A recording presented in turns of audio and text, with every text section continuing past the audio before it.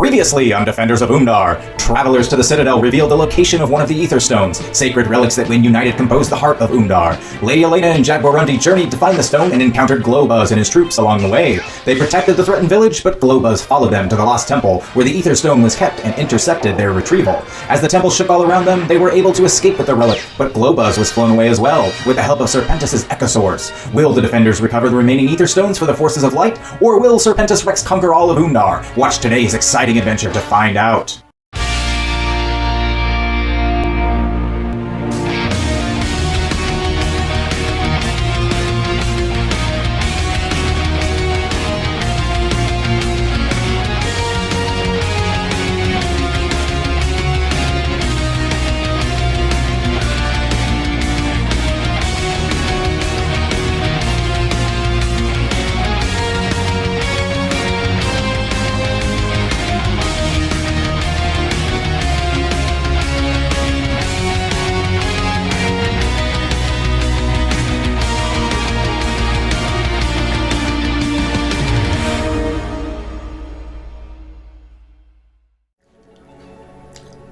So, Lady Elena, you awake, to the long, sheer, flowing curtains in your bedchamber, the gentle breeze from the sea, blowing them around gently, and you hear the flutter of wings.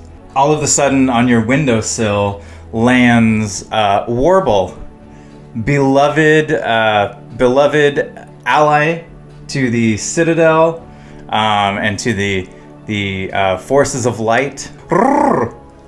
Lady Elena! Are you awake, Lady Elena? Warble. So good to see you. I am now. And you. Oh. Commander Skylar told me to accompany you and Jaguarundi to the priestess's research hall. That's an awful early summons in the day, but I suppose we could be there in short order. Only early for you, Lady Elena. She stuffs a wine bottle under her pillow.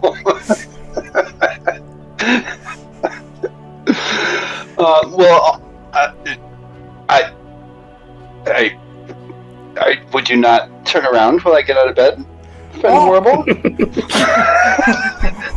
Of course! And his wings come and cover his eyes, and he squatly waddles around, and he says, perhaps it would be best if I meet you downstairs with Jaguarundi. What a lovely idea. We'll see you in just a moment. So, in no time, you meet downstairs. Warble and Jaguarundi are waiting, and the three of you make your way to the high tower of the Citadel, where the priestess is in her research chamber.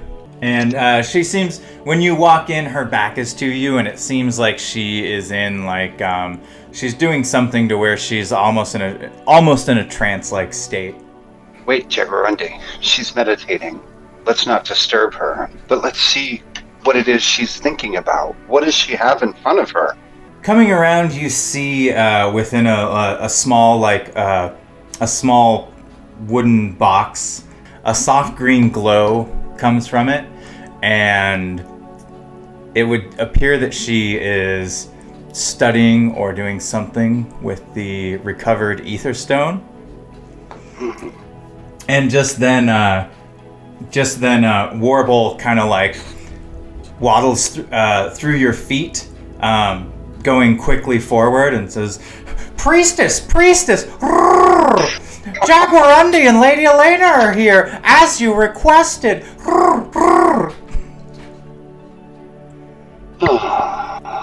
And she summoned us, priestess. She breaks her trance and with a start at first, but very quickly turns.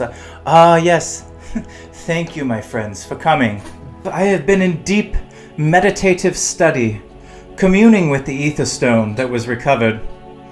The stones seem to have a limited ability to call to each other. From what I have seen, one stone remains unseen, but the limited glimpses I have received also lead me to believe that one stone lies to the north, in the glacial lands known as Sleet Stone. That's very far. Indeed it is. The visions are short and cryptic, but over the days studying this Aether Stone, I have pieced... This is the most accurate idea I could piece together from the puzzle presented to me. You want us to go retrieve this stone from Sleet Stone? Commander Jet Skylar, just quietly appears in the doorway behind you and says, "That would be the idea." Well, it's going to take more than one skyrocket to get us there. That's true. Sky Cycle's ranger's pretty limited. You're going to need something a bit heavier to cover this kind of ground. It's a desolate place. I would like to make sure that we can traverse safely. I was thinking you'd say something like that. I believe you could finally make some good use of our rough rover. I'll take a rough rover over an arrow chariot any day. So the rough rover is sort of kind of an egg-shaped vehicle with a single large treaded wheel in the front, and then on the sides and closer to the rear of the vehicle are like triangular tank tracks. I'm afraid I can give you no more helpful information, but Warble is a cave bird from the northern lands. He should know the terrain of that area better than anyone else at our disposal here at the Citadel. Perhaps you could take Warble with you. Warble, would you accompany our defenders? Of course, priestess. I'd be happy to go. You really should have been doing voice acting in like the 80s and 70s and 60s. You got like the little sidekick down. Yeah, he kind of like does it. He kind of flits his wings up and does like a little figure eight, just through midair, just above, head height of everybody, and lands back on the ground and says, "I'll do everything in my power to help keep the defenders safe." Great, we're glad to have you with us, Warble. It's going to be a long trip.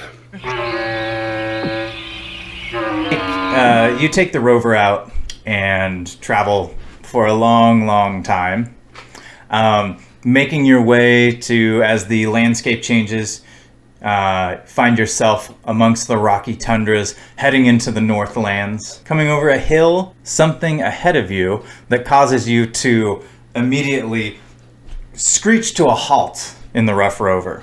So you see ahead of you a herd of kind of like dog-sized creatures that are spread out across the path ahead of you, dense enough to obstruct your vehicle, should you not want to just go plowing into animals. They kind of walk like slow salamanders, and they have a single eye at the front of their bodies, and a tendril coming off of their back that occasionally, as they move it, seems to glow faintly.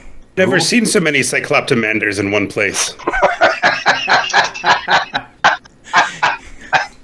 Yes, the cycloptomanders litter the valley, and you find it would be extremely difficult to maneuver around them. Warble kind of chirps up and says, "Perhaps we should get out and investigate. See if there's a way around this herd." Warble, you can take to the sky and give us a better vantage point. Report. "No problem, Lady Elena. Anything you want." As soon as you get out of the vehicle, you feel basically like you're kind of overcome versus just an intense throbbing. Oh, what's happening? My head, it's starting to hurt. Me too. You didn't drink wine last night. I'm gonna put a couple aspects down on the table. One aspect is intense headaches and cold rocky plains. I suppose the rough rover could be another aspect. And just as you're reacting to all of this, taking it all in, Warble comes down and lands near you and says, and he's trying to say something. He's cooing from up in the air, and as soon as he gets very close to you, you realize he's saying, "There's something moving in the ground." The ground around you rumbles, and a huge figure sort of starts to, the landscape itself starts to move as these forms start to rise out of it, and you see very soon that it is one gigantic sort of behemoth. What do the Cycloptomanders, do they do anything? Are they responding at all? They're just kind of like shuffling, So like they're just about there. they're moving at the same pace. Like they're not all moving as one, but they're keeping to a herd, and they're just independently moving, at that, like, in that slow salamander walk kind of way. And they seem, But they don't appear very alarmed. they don't seem or- bothered at all by this huge beast. Jaguarundi, what is that? That's trouble. Then yes, because I do think this is a very conspicuous thing that these what did we call them? Cycloptomanders? Cycloptomanders are not so responding. They're not responding in alarm to this To the giant slumbering apparition. giant. Jaguarundi, I think maybe the Cycloptomanders told the giant that we're here, that they're showing him what to do, because the giant has no eyes. Perhaps they're controlling it, Lady Elena. Perhaps they have some sort of psychic abilities. So are you using clever to try and create an advantage in this situation on an existing aspect of the creatures? When I say existing aspect, I don't mean the aspects that are displayed, but in the same way that you have character aspects, like villains and other things probably have aspects that you're not aware of, and you have to, learn about them in the narrative in order to invoke, you can use that against them. Yes. Okay, so it sounds like clever is the approach that you are using. So in this case, that's going to be a success, but it's not going to be a success with style. So you will create an advantage and have one free activation of it, unless you want to push it up. Push it up. If you want to spend a fate point to invoke an aspect of yours or one that's on the table. Am I allowed to confer with Jaguarundi and Warble and kind of like pull our thoughts together for this, or is it just me? If you're using clever to try and figure out whatever it is you're trying to figure out, you could invoke your aspect of, that you are a sorceress study from libraries. the library of the... Yeah, right. You're trying to learn about... You're looking for knowledge of the connection here that you might exploit it, because that's what we discussed. So relying on your own wealth of knowledge I think makes the most sense in this scenario, and also gives you a chance to shine as an individual character with your own strengths and what you bring to the group. You, in the moment, very quickly rack your brain. So these creatures, the Cycloptomanders, as Jaguarundi called them, are he was more on the nose than he thought, because they're not just Cycloptomanders, they're PSI Cloptomanders. These creatures have psionic abilities, though they're small they're animals, and they're not like carnivorous really. So all they can do is like cause enough discomfort to deter enemies and maybe disorient them. But they are in a symbiotic psychic relationship with this huge eyeless tundra behemoth. Sorry.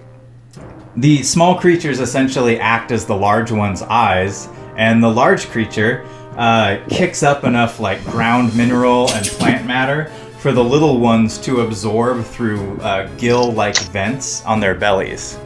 So what you get is, from that information, you can create an aspect on the board with 2 free activations on it. The eyes of the tundra behemoth. Okay. So that was 1 exchange, and you have created an exploitable aspect that has 2 free activations on it. Jaguarundi, Yeah. you're up. Okay. So normally, right, Jaguarundi's wearing his like loincloth barbarian up, but because we're in the frozen tundra, he has like a cape, like a like a heavy Yeah. Cloak and warmth cape. thing. So I'm gonna take it with one hand, and because it's like brightly colored on one side, I'm gonna use it like a matador's cape. I think it'd be flashy because it's taking like the visual thing, and it's gonna be like doing a cat like run pattern. To Cool. create a bunch of confusion and. Okay, so Completely agree. before you roll that, I just want to make you aware, because I do not in any way think that this is a bad idea, but I just want to let you know that you have you have those 5 actions, and 3 of them have to be successful overcomes. So you got a 2, which I can tell you is going to fail. I'm going to invoke the aspect of Last Warrior of the Kundari Pride. And because I am a cat man, a cat beast, they're going to already be naturally afraid of me. So I'm going to be able to like get the foot up on this. So you push that up to a 4, which is one above your target number. So you do not succeed with style, but you do succeed. So that creates the aspect of your choosing and gives you a free activation. Jaguarundi is running around distracting them. They move a bit faster and kind of keeping in a herd formation. I have an idea. Okay. I guess in my mind I'm just thinking if Warble is just obnoxious enough, it should like flying around Warble in the... in one of the things in a bunch of wherever the salamanders are, because they're the eye, they're the focus, right? Right. So if Warble like looks like he's gonna attack a bunch of them, Because they're not looking at us. Right. And then I can bind his feet and you can run it over.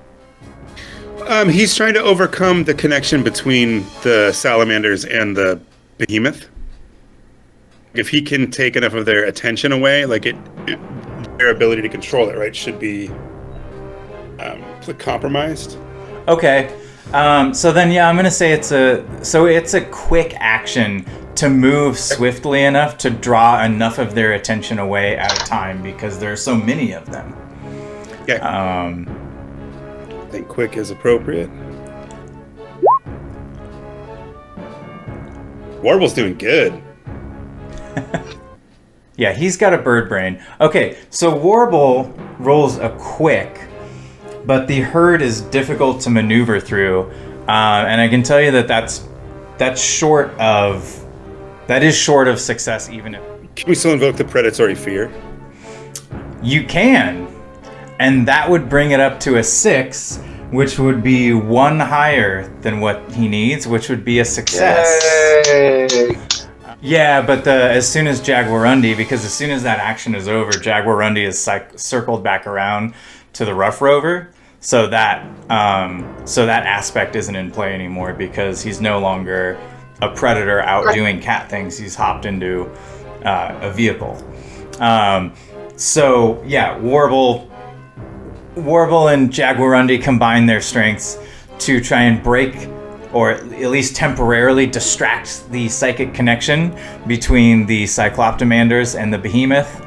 And then Lady Elena casts a spell trying to bind the creature's feet, as it sort of like temporarily doesn't have eyes and is obviously, he's going to be moving more erratically and like confused. What do you think the approach for that is? Lady Elena is perfectly in her planning moment of carefully wrapping that little band of light around his legs and feet. Okay, but don't you think that binding a creature, be it regardless of whether it's magic or with big burly arms, don't you think that's forceful? Forceful, yeah. Works for me. She has plenty strike. All right, roll me a forceful. It is the most difficult target number. Of course it is. Oh! I'm a little impressed by the 5. I am too, but I can tell you it's not enough. Oh! Nonetheless. And you need a success. Not a tie, but a success. To count. And that was a failure or a tie? That currently it's a failure. Oh, Jesus Christmas. But that's just that. But that's not the outcome. It's not the outcome until you said, "I'm done trying to modify this." You have free activation. Obviously. Oh yeah, I've got my Eyes of the Behemoth, so I need to activate. I need to utilize that, which I did describe. Like we got the eyes away from them, so he's 8. So we've got so free you got range that. there. So you bump that up to a 7, which would be a tie, but not a success. So I need to leverage. As the magical binding comes in, she can still feel him trying to take that step, and the bind's stressing and flexing. But magic is the solution to the problem. No she problem. Doubles down with her finger wiggling, light pouring, wrap it around, and burn a fate point. All right, drop that fate point, bring it up to an 8, and count that as a success. A successful overcome, restraining the 9? feet of the behemoth. No, it would go up to a 7. Oh yeah, sorry, it would go up to a 7 to 9. Yes. Thank you for math. So you're basically trying to bowl the creature over so that it can't get back up and allows you guys to get past. And it's forceful. Okay. Ramming it with the car. I was gonna say quick or forceful, but I think it's more forceful. Right. I want it to be quick. Sure. but I mean, it seems like it's a forceful action. Yeah. All right. So roll me forceful. You've got aspects on the table. I know. So for sure, I can invoke the Eyes of the Behemoth. Right. And I can use my stunt, Strength of the Kandari, to gain +2 to forcefully overcome any challenge.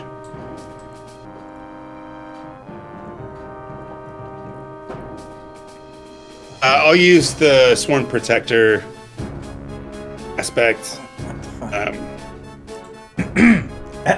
This.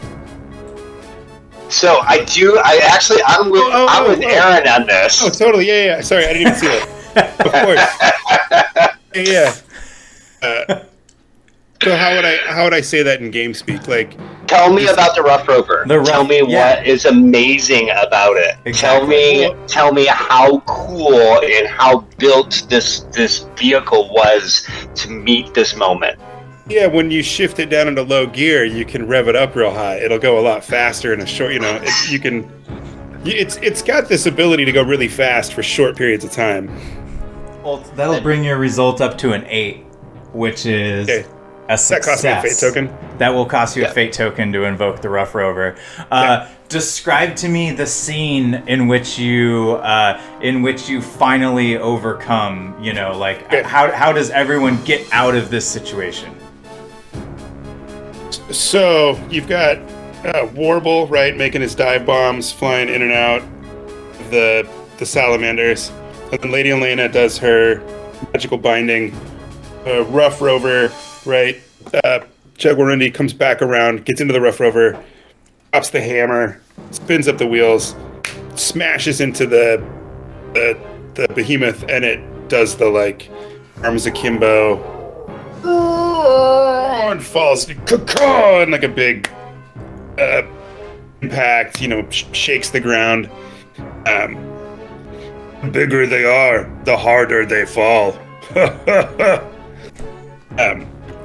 And then stops the rover just long enough for Lady Elena to jump in and Warble to swoop in, close the doors, and then take off through the opening in the... over the fallen beast.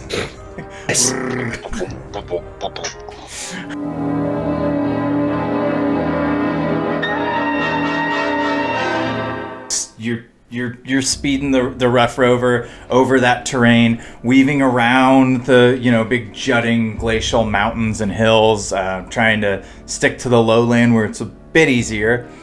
And ahead of you, you see, silhouetted at first, but you quickly approach and can fairly quickly make out more details. You see humanoids, right, atop moose-like mounts, and there are several of them kind of blocking. You could go around them, but they're very clearly kind of trying to block your way, or stand in your way. And they haven't hidden, and they've left themselves obvious to our eye. Yes. Jaguarundi, look, locals. Perhaps they know something of where the Aether Stone can be found. Are they friend or foe? Are these the minions of Serpentis Rex, or are these more of the innocents of this land? I don't know, Jaguarundi. They don't seem to be make any attempt to try and stop us. Perhaps they just want to say hello. Perhaps, Bird. Perhaps. Anyway, we're getting closer. Should we stop or keep going? We'll stay on our toes, but I say let's stop. Yeah, I'll slow the Rough Rover down to a stop. Just ahead of them. A narratively appropriate amount of space in front of them. Yes. You stop the rover, and one of the mounts, slow steps, trops towards the vehicle, and one of them steps forward. She puts a hand out, in a what anyone would perceive as a peaceful gesture, and says, "Ho! I am Myrna, of the tribespeople of Sleetstone. And who are you?" Well met, Myrna. I am Jaguarundi, the last of the Kundari Pride. I'm traveling with Lady Elena. We searched the Aether Stone. And don't forget Warble, servant of light.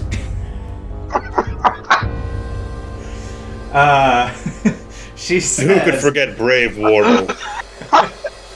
She says, "Well met, Jaguarundi and company, and brave Warble, and a lady no less." She means that in the titular way. This isn't getting any better, is it? Yeah, it's not. It's terrible wording all around. Respect. The point is conveying respect. She goes on to explain. She says, "I am the leader of the hunt. We were out on a routine expedition when we saw you facing the tundra behemoth. We thought for a moment we might have to intervene.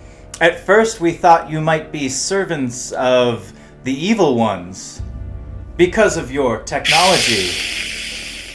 but the evil ones would not have paused to decimate that herd of Cycloptomanders. Jaguarundi is no fan of being called the Servant of Darkness. We serve not Serpentis Rex. Ah, is that who the evil ones worship? Serpentis Rex is the master of evil across the land. A Oh, warlord of ill regard. a warlord. Yes, that sounds like the problem we've been facing. Come, may we lead you on a safe path across these rocky lands.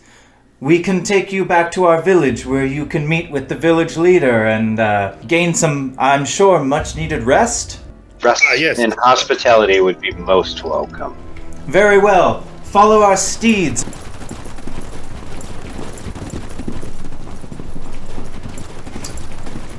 So, the tribespeople lead you back to their small village at the foot of the great icy glaciers of the northern lands of Sleetstone. Myrna, the leader of the hunt, brings you to a tent where she introduces you to a, burly, fur-clad, bearded man.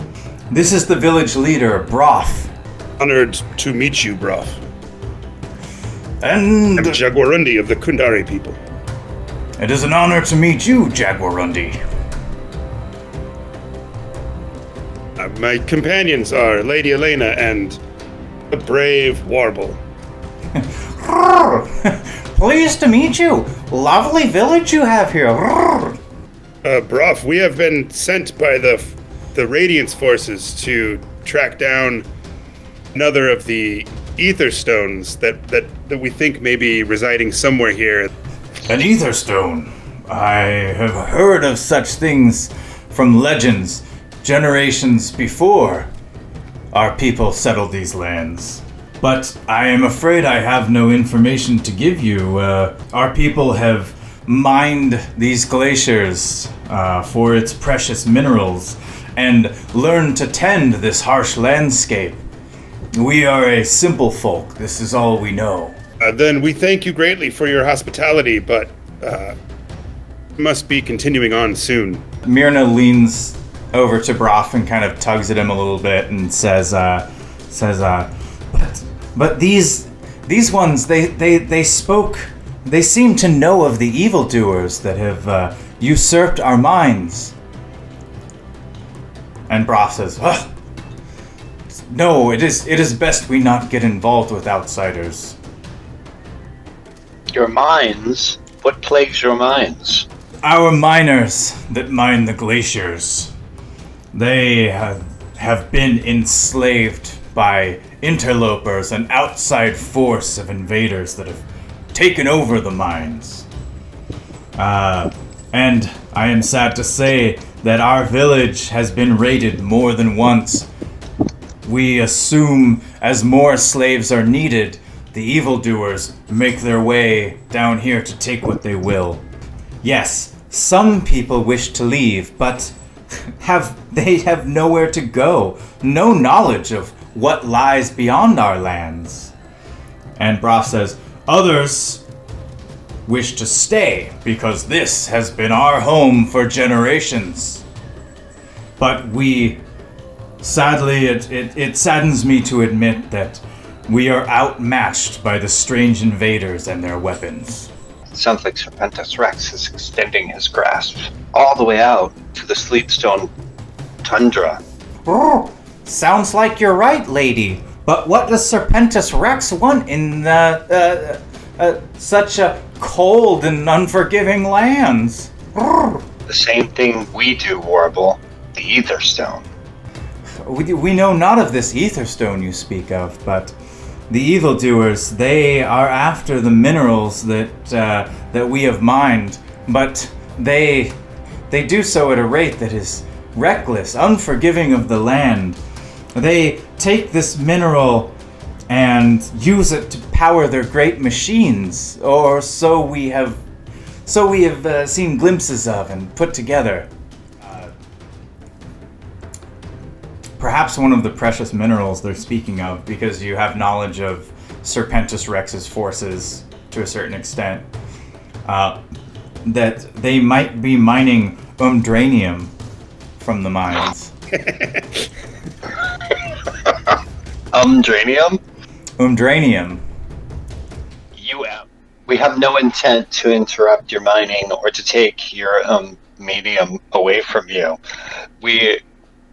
We are only here for the object which we seek, which Serpentis Rex also competes for us for. We only seek it to keep it from him. Your lands are yours, and you are welcome to join the Alliance of Light, or to continue independently as you have.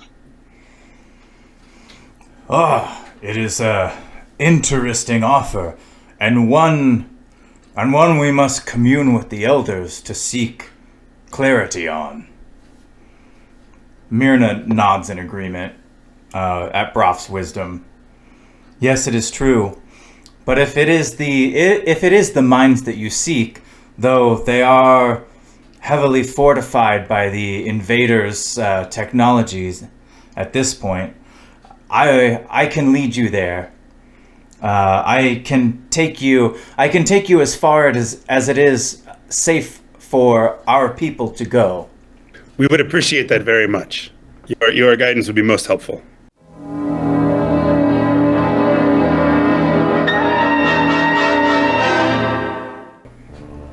Myrna leads you, a distance away from one of these big glacial cliff walls where you can see Serpentis' technology has obviously been outfitted onto the side of what was these tribes people's, cave mines in the glaciers.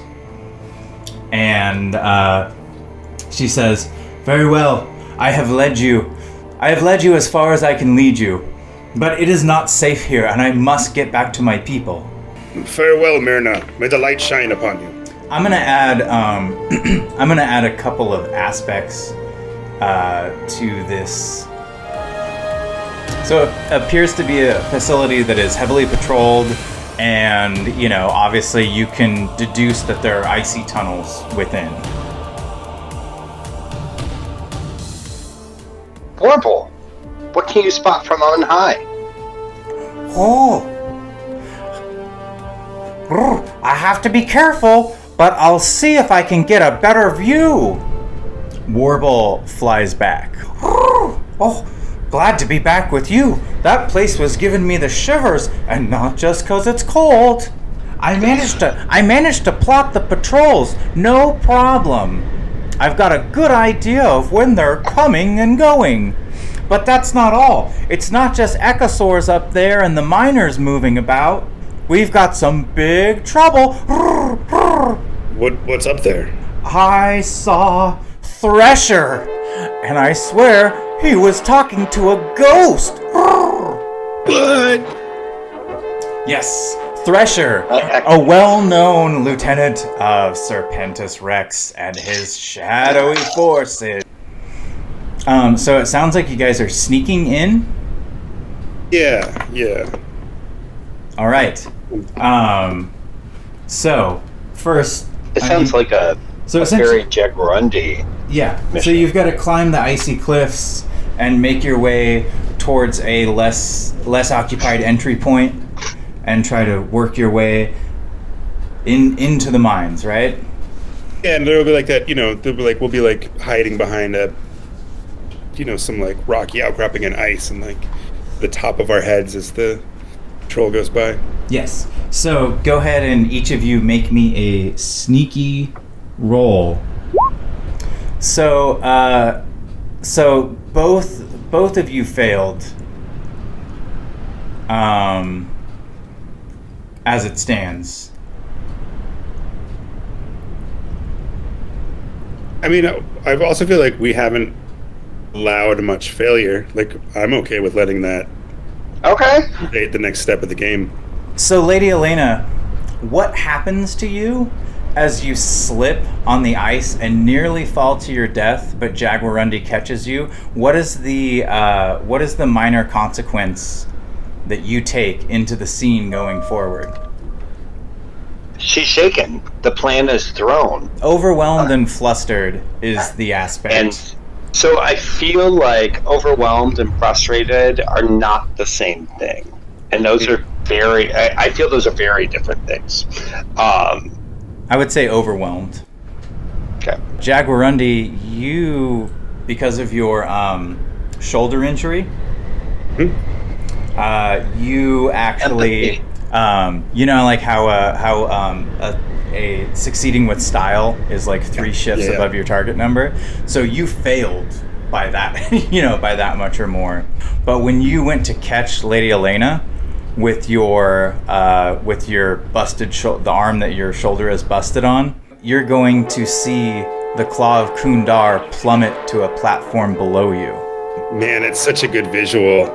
Drop the sword.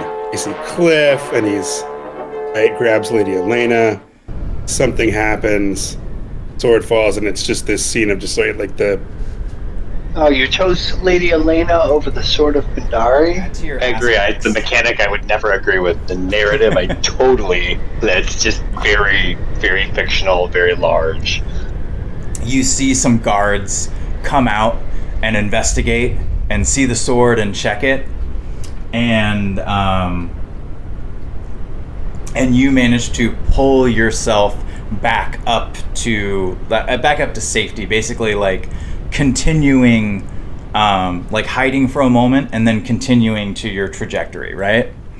But unbeknownst to you, Thresher and Phantasmia are there to receive the news from the guards. And Phantasmia, like, you know, looks at the sword and looks at Thresher and says, If the defenders from the Citadel are here, then that means there's another Aether Stone nearby. Let them lead us right to it. and Thresher sort of thinks about it and he says, Ah, yes, and that green cave bird they saw as well.